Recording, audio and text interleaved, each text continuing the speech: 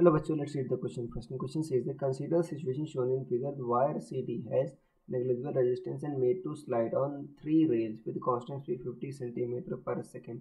Find current in 10 ohm resistor when switch is thrown to middle rail, bottom rail. Neglect resistance of rails.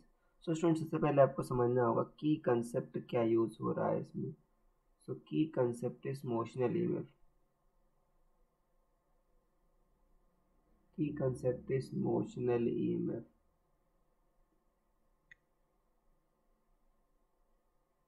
ये है बच्चों.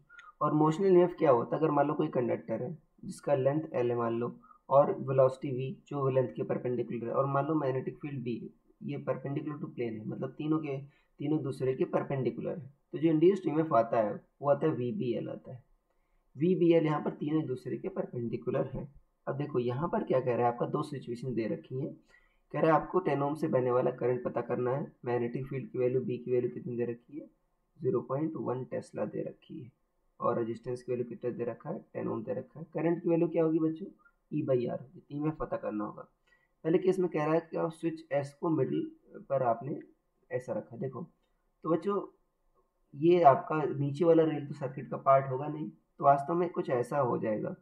ये आपका ऐसा होंगे, ये रेल्स हो गए, ये आपका 10 ओम का रजिस्टर हो गया, और यहाँ पर ऐसा होगा. तो ये देखो लेंथ कितनी हो गई आपकी जो इंड्यूस्ड ईएमएफ वाली? 2 सेंटीमीटर ही हो गई. तो जो इंड्यूस्ड ईएमएफ होगा आपका वी बी एल, वी कितना है आपका? 50 सेंटीमीटर पर सेकेंड, मतलब 0.5 मीटर पर सेकेंड. बी कितना है आपका? 0.1. लेंथ कितना है आपका? ठीक है 2 सेंटीमीटर, मतलब 2 × 10⁻². तो कितना हो जाएगा ये आपका? 10⁻³ वोल्ट आ जाएगा. ये ईएमएफ आया. करंट कितनी आ जाएगी? आई क्या होगा आपका? ई बाई आर. करंट क्या होगी आपकी? ई बाई आर. तो देखो कितना आ जाएगा ये आपका? ई कितना है आपका? 10⁻³ आर आपका 10 है, तो 10⁻⁴ एम्पियर आ जाएगा ये करंट, या 0.1 मिली एम्पियर भी कह सकते हो. इतना आ गया. और दूसरे केस में कह रहा है आपका कि बॉटम रेल पर थ्रो कर दिया. बॉटम रेल पर थ्रो कर दिएगा. देखो तो ये सीडी, ये पूरी लेंथ आ जाएगी इसमें. तो जो लेंथ हो जाएगी उस केस में 4 सेंटीमीटर हो जाएगी, मतलब दुगनी हो जाएगी.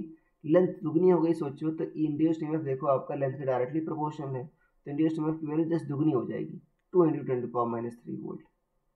तो करंट भी क्या हो जाएगी? आई क्या है आपका? ई बाई आर.